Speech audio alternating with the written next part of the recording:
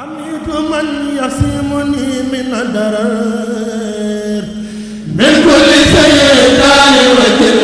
وبصر. asalaamualeykum wa rahmatullahi taala wa barakaatuhu mbokki julliti mbokki taalibe yi sëriñ Mouhamadul Muntaqa Mbàkke yàlla na fi yàgg lool te ànd ak wér. sëriñ Xamsatu Mbàkke Asadul Xadim yàlla na fi yàgg lool te ànd ak wér.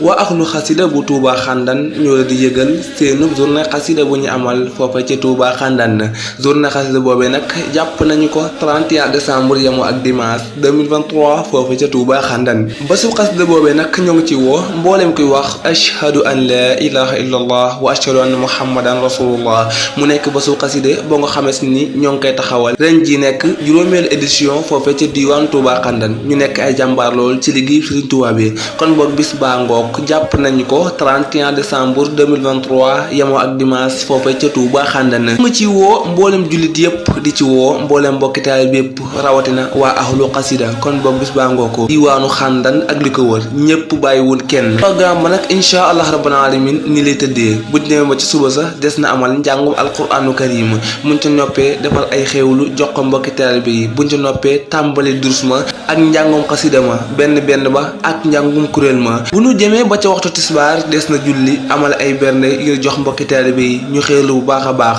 buñ ci jógee continué waat njàngum xasida ma ay ca kon bis baa ngoog 31 décembre 2023 foofee ca diiwaanu Touba Xandan Sëriñ Muntaqa Mbàkke yàlla na fi yàgg lool te ànd ak wér. sëriñ Xamsatu Mbàkke Asadul Xadim yàlla na fi yàgg lool te ànd ko wér.